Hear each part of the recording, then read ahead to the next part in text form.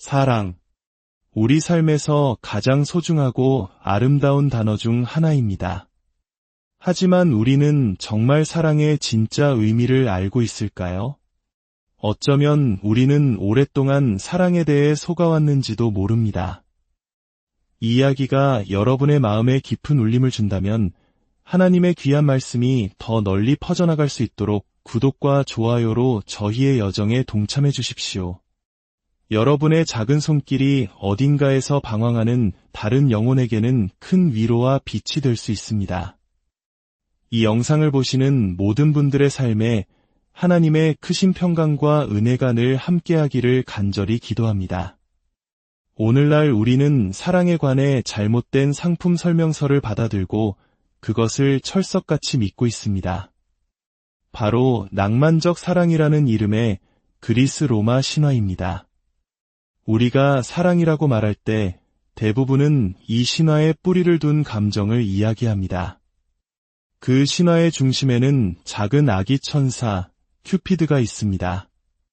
큐피드가 쏜 사랑의 화살에 맞으면 우리는 압도적인 열정에 휩싸이게 됩니다. 그리고는 마치 우리가 즐겨보는 드라마 속 주인공들처럼 이런 말들을 내뱉기 시작하죠. 이건 우리 둘만의 힘으로는 어쩔 수 없는 일이야. 사랑은 머리가 아니라 가슴으로 하는 거잖아. 마음이 원하는 걸 어떻게 하겠어. 참 멋있게 들리는 말들입니다. 하지만 이 말들이 무슨 뜻인지 우리는 제대로 알고 있을까요? 우리는 이 거부할 수 없는 강력한 힘에 이끌려야만 하고 그 힘이 시키는 대로 해야 한다고 믿습니다. 내 마음이 이끄는 대로 따라가 와 같은 조언을 하기도 하죠. 하지만 성경은 우리의 마음에 대해 무엇이라고 말씀하시는지 아십니까? 예레미야서 17장 9절은 말합니다. 만물보다 거짓되고 심히 부패한 것은 마음이라 누가 능히 이를 알리오마는 성경은 마음을 신뢰할 수 없는 것으로 심지어 사악한 것으로 묘사합니다. 이것이 바로 그리스 로마 신화가 만들어낸 낭만적 사랑의 환상입니다. 그리고 우리가 이 환상을 믿을 때 여러 가지 심각한 문제에 부딪히게 됩니다. 첫 번째 문제입니다. 만약 사랑이 정말 큐피드의 화살처럼 통제할 수 없는 강력한 감정이라면 이 세상의 안전한 결혼은 단 하나도 존재할 수 없습니다. 상상해 보십시오. 제가 내일 비행기를 탔는데 제 옆자리에 무척 아름다운 여인이 앉았다고 합시다. 그런데 갑자기 큐피드가 나타나 제게 화살을 쐈습니다. 그 순간 이건 우리 둘의 힘으로 어쩔 수 없는 일이야 라는 감정이 저를 덮친다면 어떻게 될까요? 제 아내와의 약속, 우리의 결혼 생활은 어떻게 되는 겁니까? 만약 이런 일이 제 아내에게 일어난다면요? 어느 날 갑자기 아내로부터 여보, 미안해요. 운명의 상대를 만났어요. 마음이 시키는 걸 어쩔 수가 없네요. 라는 문자를 받는다면 그 결혼은 그 순간 끝나는 것입니다. 이것이 바로 낭만적 사랑이라는 거짓 신화가 가진 위험입니다. 우리는 이 신화 때문에 결혼을 두려워하게 됩니다. 그런 변덕스러운 감정이 얼마나 쉽게 사라지는지 알기 때문입니다. 그래서 우리는 이 신화를 보완하기 위해 또 다른 개념을 만들어냈습니다. 바로 운명의 단 한 사람이라는 개념입니다. 우리는 이 사람 저 사람을 옮겨다니며 관계를 맺습니다.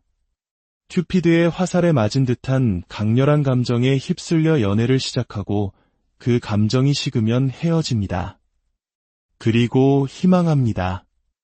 이번에야말로 내 운명의 짝을 찾았을 거야 라고 말이죠.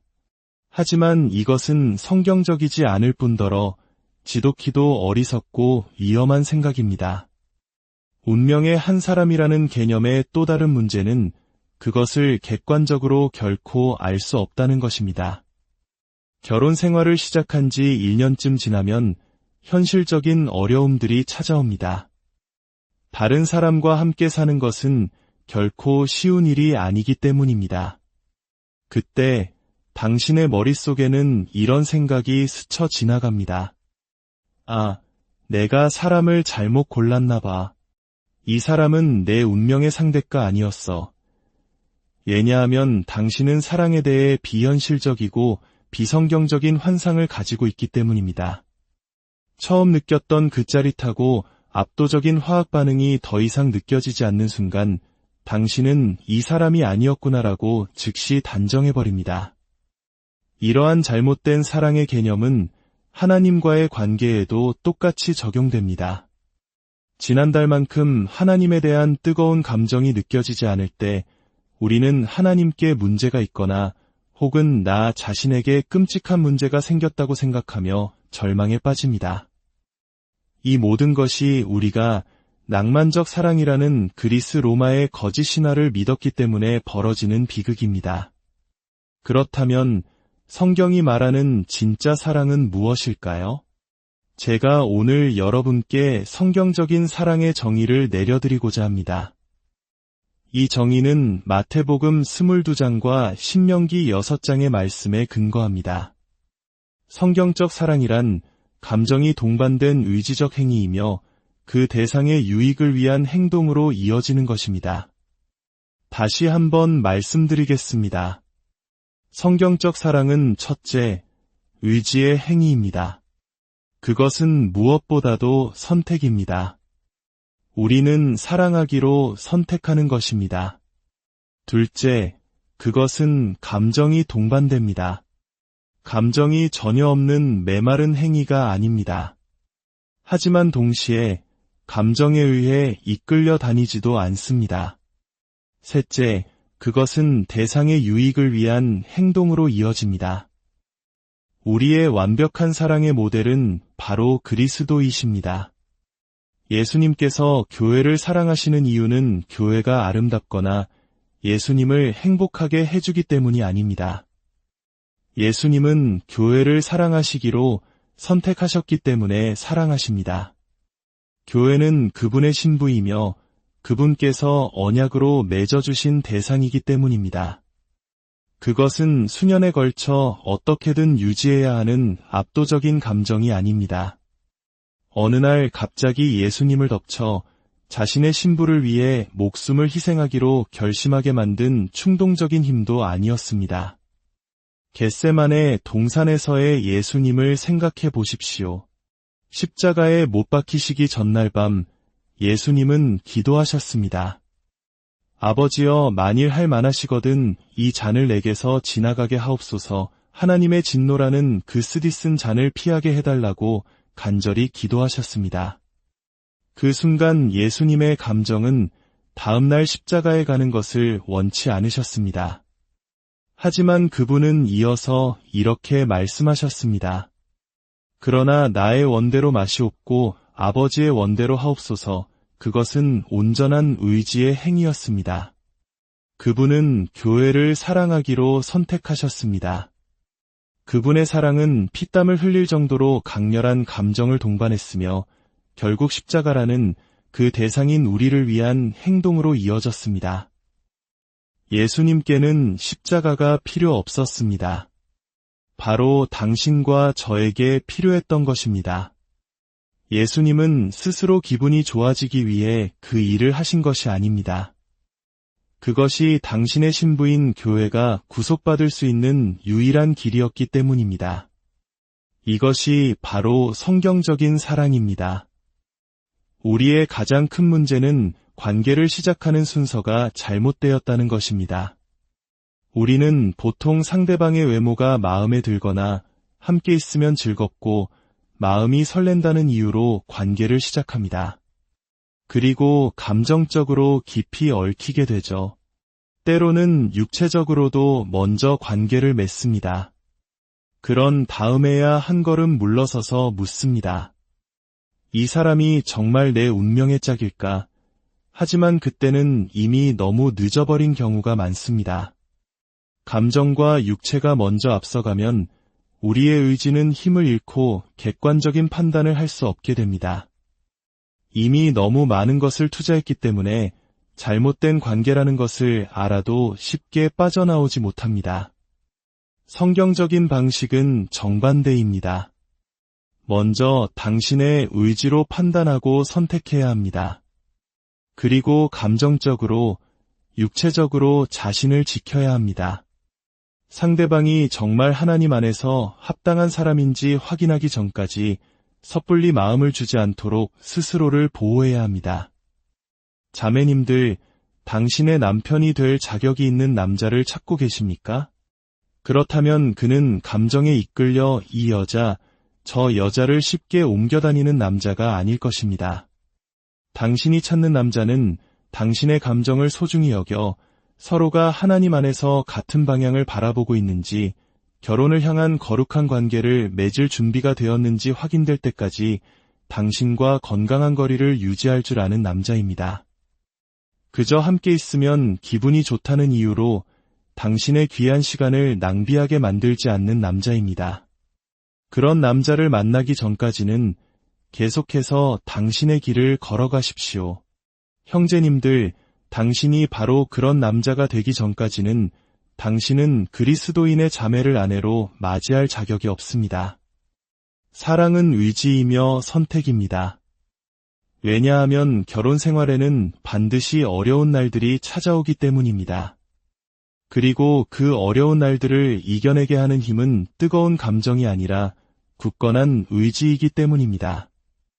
제게는 댄이라는 목사님 친구가 있습니다. 그의 아내는 다발성 경화증이라는 희귀병을 앓고 있습니다. 병이 많이 진행되어 이제는 휠체어 없이는 움직일 수 없습니다. 제가 그들을 만났을 때 댄 목사님은 가는 곳마다 아내를 들어 안아 옮겼습니다. 아내의 팔을 자신의 목에 두르게 하고 허리를 감싸 안고 힘겹게 그녀를 들어 차에 태우고 휠체어를 싣고 목적지에 도착하면 다시 똑같은 과정을 반복했습니다. 그는 아내를 목욕시키고 밥을 먹여주고 화장실에 데려다 줍니다.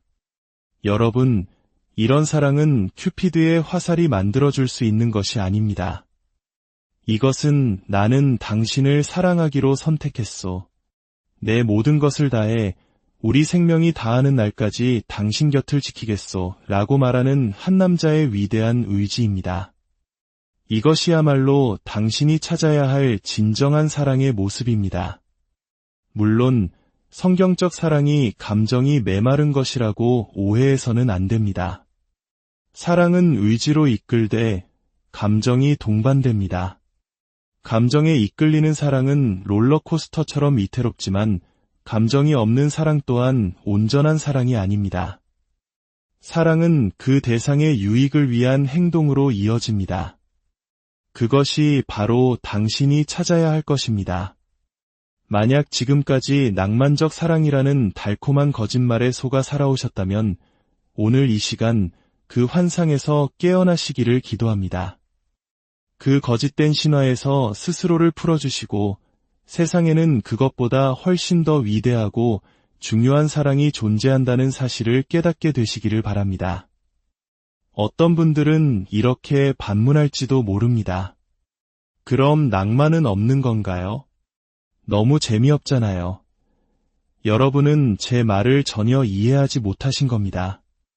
제가 제 이야기를 하나 들려드리며 말씀을 맺겠습니다. 저는 내일 아침 7시 비행기로 집으로 돌아갑니다. 공항에 도착하자마자 저는 최소한의 짐만 들고 최대한 빨리 공항을 빠져나옵니다. 셔틀을 타고 주차장으로 가서 차를 몰고 집으로 향합니다. 평소 22분 걸리는 거리를 19분 만에 주파하려고 애쓰죠. 집에 도착해서 차고 문을 열고 차에서 내리기 전에 시동 끄는 것을 잊지 않으려고 노력합니다. 왜냐하면 제가 가장 먼저 하고 싶은 일은 현관문을 열고 하나님께서 제게 아내로 허락하신 그 아름다운 여인이 것이를 가로질러 걸어오는 것을 보는 것이기 때문입니다. 그리고 그녀의 눈을 바라보며 이렇게 말하는 것입니다. 이리 와, 내 사랑. 사랑은 감정에 의해 좌우되지 않습니다. 하지만 분명 풍성한 감정이 결여된 것도 아닙니다. 오늘 이 말씀을 듣는 모든 분들의 가정과 관계 속에 일시적인 감정을 뛰어넘는 하나님의 진실하고 영원한 사랑이 깊이 뿌리내리기를 간절히 기도합니다. 주님의 이름으로 여러분을